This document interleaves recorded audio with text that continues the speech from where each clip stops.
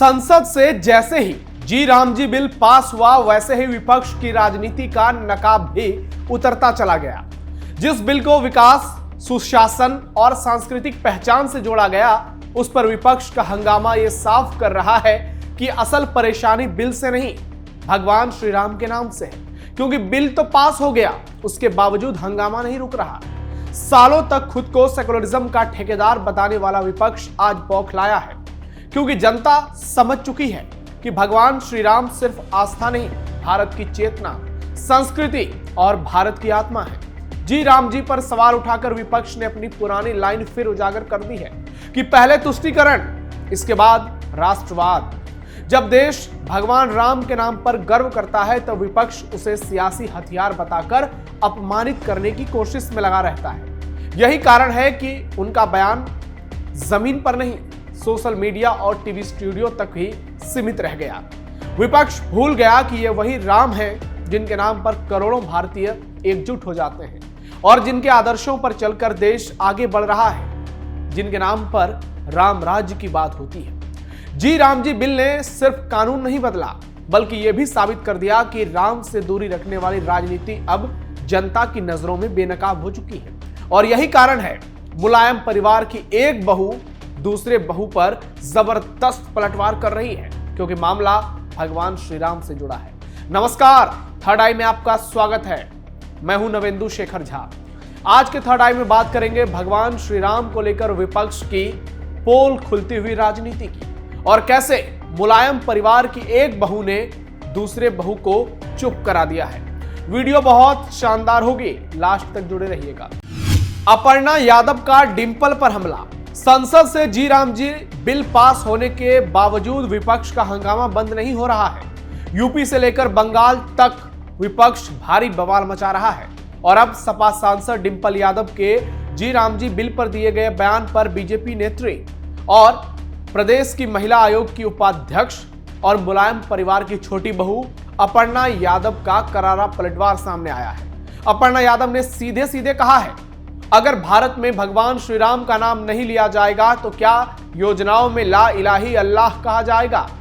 राम हमारे आदर्श, संस्कृति और विचार हैं। अगर हमारे यहाँ राम का नाम किसी भी चीज में जोड़ा जाएगा तो हमारे लिए गर्व का विषय है। दो ही बात कहूंगी, आपदा मप हरतारम दातारम सर्व संपदम लोकाभिराम श्री रामम भूयो भूयो नमाम्यहम्।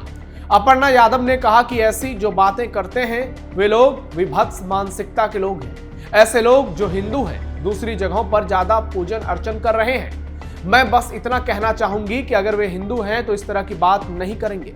आपको बता दें कि जी राम जी बिल को लेकर सपा सांसद डिंपल यादव ने कहा था, बीजेपी सत्ता में बने रहने के लिए भगवान राम के नाम का इस्तेमाल कर रही है।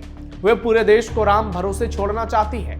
यह महात्मा गांधी का अपमान है। साथ ही दिल्ली में प्रदूषण को लेकर केंद्र सरकार और रेखा गुप्ता की सरकार पर उन्होंने हमला बोला था। उन्होंने कहा कि बच्चों के फेफड़े प्रदूषण से खराब हो रहे हैं। ये लोग किसान पर आरोप लगाते हैं, लेकिन इनके पास कोई योजना नहीं है।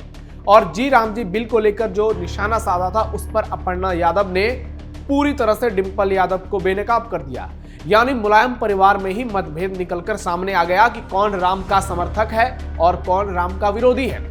और यहां अखिलेश यादव को बड़ा झटका लगता है, क्योंकि अपर्णा यादव ने खुद को एक सनातनी हिंदुत्व नेता के तौर पर पेश किया, जबकि डिंपल यादव अखिलेश यादव की राह पर चल रही है। बृजभूषण शरण सिंह का बड़ा बयान। टीएमसी विधायक मदन मित्रा ने 2 दिन पहले यह दावा किया था कि भगवान श्री राम मुसलमान थे। सोचिए, यह कैसा जिहादी सोच है। राजनीतिक विवाद खड़ा कर दिया। कैसरगंज से पूर्व बीजेपी सांसद बृजभूषण शरण सिंह ने मदन मित्रा के बयान पर जोरदार पलटवार किया। अयोध्या पहुंचे बृजभूषण ने कहा कि देश के मुसलमान सनातनी हैं। 10 से 15% लोगों को छोड़ दें तो अधिकांश मुसलमान भगवान श्री राम के संतान हैं। 3-4 पीढ़ी पहले तक सभी हिंदू ही थे। बृजभूषण शरण सिंह ने कहा कि इस सृष्टि की शुरुआत मनु से मानी जाती है और परंपरा भगवान राम तक आती है। यदि आप ये कहते हैं कि राम मुस्लिम थे तो हम आपकी बात मान लेते हैं, लेकिन तब ये भी मानना होगा कि आप स्वयं हिंदू थे। आपको बता दें कि मदन मित्रा के बंगाली में दिए भाषण में कहा गया कि एक हिंदू साधु ने उनको बताया कि भगवान श्री राम का उपनाम जेठमलानी था। क्या कोई हिंदू इस पर विश्वास करेगा? जब बीजेपी ने मदन मित्रा के बयान पर विरोध जताया तो उन्होंने कहा कि मुझे किसी से डर नहीं है, कयास बीजेपी वाले मुझे पीटेंगे। इसी बीच पश्चिम बंगाल में सत्तारूढ़ टीएमसी ने विधायक मदन मित्रा के बयान से खुद को अलग कर लिया। टीएमसी प्रवक्ता कुणाल घोष ने कहा कि हम सभी रामायण और अयोध्या के बारे में जानते हैं। मदन मित्रा जो कह रहे हैं उस पर हम कोई टिप्पणी नहीं करना चाहते। इस बीच यह भी दावा किया जा रहा है कि मदन मित्रा के भाषण का वीडियो एआई जनरेटेड है, लेकिन टीएमसी का चरित्र क्या है वो तो सबके सामने आ ही चुका है। ममता बनर्जी कितनी बड़ी राम भक्त है वो हर किसी को मालूम है। आप सांसद संजय सिंह बुरे फंसे। वहीं जी राम जी बिल पर संजय सिंह ने भी बहुत ही शर्मनाक बयान दिया। आप सांसद संजय सिंह ने संसद में हराम में राम भगवान का नाम जोड़कर विवाद खड़ा कर दिया। संजय सिंह के इस बयान पर अयोध्या के साधु संतों ने नाराजगी जताई है और कहा है कि वह दूसरे धर्म पर टिप्पणी क्यों नहीं करते। एक निजी चैनल से बातचीत में अयोध्या के साधु संत ने कहा कि संजय सिंह का बयान इतना निंदनीय और शर्मसार है कि इसकी जितनी भी निंदा करें वो कम है। ये लोग देश के लिए नासूर हैं और इनका इलाज होने की जरूरत है। मैं इन्हें चेतावनी देता हूं कि सनातनी को सरल और सहज मत समझो। तुम हर भाषा में जवाब देने में सनातनी सक्षम है। उन्होंने सवाल उठाया कि अन्य धर्मों मजहबों पर टिप्पणी क्यों नहीं किया जाता। हमारे आराध्य पर बोलोगे तुम्हें इलाज की जरूरत है। उन्होंने ये भी साधु संतों ने कहा कि ऐसे लोगों को जवाब देने के लिए हम तैयार बैठे हैं। हम कतई अपने देवी देवताओं पर इस तरह की टिप्पणी बर्दाश्त नहीं करेंगे। उन्होंने कहा कि मैं पीएम नरेंद्र मोदी से मांग करता हूं कि ऐसी टिप्पणी करने वालों के खिलाफ कठोर कानून लाया जाए। जो भी सनातन पर अभद्र टिप्पणी करे उनके खिलाफ कार्रवाई होनी चाहिए, उनकी संपत्ति जब्त होनी चाहिए और उन्हें जेल में डालना चाहिए। ये लोग देश को इस्लामिक राष्ट्र बनाने की साजिश रच रहे हैं, इनकी भी जांच होनी चाहिए। इन्हें देश के बाहर से फंडिंग हो रही है। एक अन्य संत ने कहा कि आम आदमी पार्टी की मानसिकता कैसी है, ये संजय सिंह के बयान से सामने आ गई है। संजय सिंह को अपने दिमाग का इलाज कराना चाहिए। जो भी खर्चा होगा हम देने के लिए तैयार हैं। अगर वे इस्लाम पर टिप्पणी करते तो उनकी जीभ और गर्दन दोनों नहीं बचती, उनका सिर कलम कर दिया जाता। उन्होंने कहा कि सनातन को लेकर तरह तरह के बयान दिए जाते हैं क्योंकि सनातन दयावान है, लेकिन मैं सनातनियों से अपील करना चाहता हूं कि हाथ में लाठी और तलवार लेकर तैयार रहना चाहिए और सनातन विरोधियों की पिटाई के लिए ऐसे लोगों को सबक सिखाओ। ये लोग जो सनातन के खिलाफ बोलते हैं उन्हें कब तक बर्दाश्त किया जाएगा। बाबरी मस्जिद पर भी बवाल जारी। एक और भगवान श्री राम के नाम को लेकर विपक्ष तमाशा मना रहा है, दूसरी ओर पश्चिम बंगाल में हुमायूं कबीर गजब का नाटक कर रहे हैं। पश्चिम बंगाल का मुर्शिदाबाद एक बार फिर राजनीतिक सरगर्मियों का केंद्र बन गया है। मुगल शासक आक्रांता बाबर के नाम पर बनाई जा रही नई मस्जिद से न केवल बंगाल बल्कि पूरे देश की सियासत में तूफान आ गया है।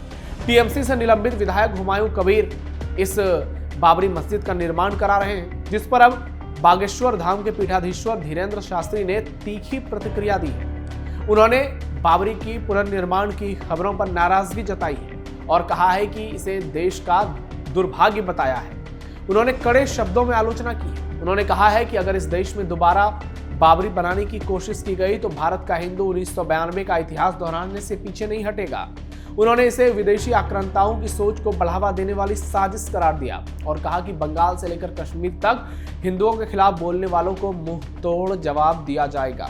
इस मस्जिद की नींव रखने वाले हुमायूं कबीर ने दावा किया है कि मुसलमान समुदाय इस नाम से भावनात्मक रूप से जुड़ रहा है। मस्जिद के निर्माण के लिए 300 करोड़ रुपए का विशाल लक्ष्य रखा गया है। अभियान शुरू होने के भीतर महज 11 दिनों में 5 करोड़ रुपए से अधिक की राशि जुटा गई है।